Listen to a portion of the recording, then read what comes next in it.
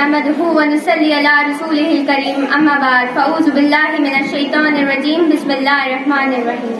وہ بری طرح زخمی ہو گئے تھے تو ان کے کہرخواہ نے کہا کہ گرفتار ہو جاؤ تو جان بچ جائیں گی۔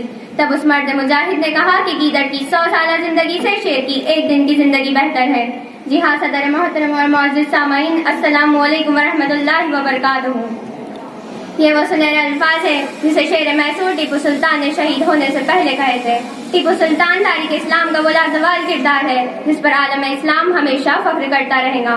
مسلم مورخ لکھتے ہیں کہ علامہ اقبال کے مرد مومن کو اگر مجسم حالت میں دیکھنا مقصود ہو تو شہید ٹیپو سلطان اس کی ایک بہترین مثال ہے۔ شہادت کا جنون اور جذبہ ایمان بنتا ہے، محبت امن و انصاف کی پہچان بنتا ہے۔ شہادت کا جنون اور جذبہ ایمان بنتا ہے، محبت امن و انصاف کی پہچان بنتا ہے۔ کلیجہ شیر کا اور چیتے کی پھرتی جس انسان کو مل جائے تو ٹیپو سا ایک سلطان بنتا ہے۔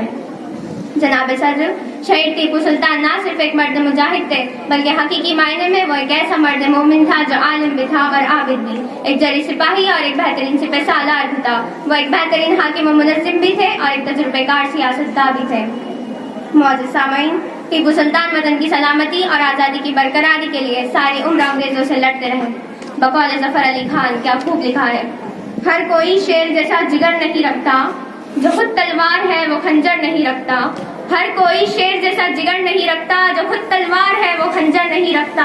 جو شوق رکھتا ہو پینے کا جام شہادت، وہ خوف دشمن کا اپنے اندر نہیں لکھتا۔ اور مزید یہ بھی لکھتے ہیں، یہ مصرع کاش نقشے ہر در و دیوار ہو جائے، یہ مصرع کاش کے نقشے ہر در و دیوار ہو جائے، جسے جینا ہو وہ مرنے کے لیے تیار ہو جائے۔ ایک ایسی شان پیدا کر کہ باطل تھر تھرا اٹھے، ایک ایسی شان پیدا کر کہ باطل تھر تھرا اٹھے، نظر تلوار بن جائے اور نفس جھنکار ہو جائے۔ حاضرین جلسہ، ٹیپو سلطان کو انگریزوں کے جارحانہ اور غائبانہ عزائم کا بخوبی ادراک تھا اور وہ انگریزوں کا سر کچلنے کے متمنی اور شائق بھی تھے۔ اگر اپنوں کی غداری اور سازشیں ٹیپو کی راہ میں رکاوٹ نہ بنتی تو عظیم مرد مجاہد ضرور اپنے سپنوں کو پائے تکمیل تک پہنچا کر سرزمین ہند سے انگریزوں کو بھاگنے پر مجبور کر دیتا۔ لیکن جب اپنوں میں ہی غدار اور منافق پیدا ہو جائے تو میدان جنگ میں کھڑا شیر بھی کتوں سے بازی ہار جاتا ہے۔ تاریخ کی کتابوں میں عزت وہی رہی، لوگوں کے دلوں پر اس کی حکومت وہی رہی۔ تاریخ کی کتابوں میں عزت وہی رہی، لوگوں کے دلوں پر اس کی حکومت وہی رہی، اور دیکھا نہ میں نے کبھی کسی کا ایسا دبدبا کہ مر بھی گیا تو ٹیپو کی دہشت وہی رہی۔ معزز سامعین، ٹیپو سلطان اگر چاہتے تو اطاعت انگریز قبول کر کے عیش و آرام سے اپنی زندگی بسر کر سکتے تھے، لیکن اس غیرت مند مجاہد نے ذلت و رسوائی اور غلامی کی زندگی پر موت کو ترجیح دی اور بالآخر 4 مئی 1799 کو انگریزوں کے خلاف لڑتے ہوئے میدان جنگ میں شہید ہو گئے۔ دل چاہتا ہے آخر میں علامہ اقبال کی نظم ٹیپو کی وصیت کے چند اشعار گنگناتی چلوں۔ تو رہنورد شوق ہے منزل نہ کر قبول، تو رہنورد شوق ہے منزل نہ کر قبول، لیلا بھی ہم نشی ہو تو محمل نہ کر قبول۔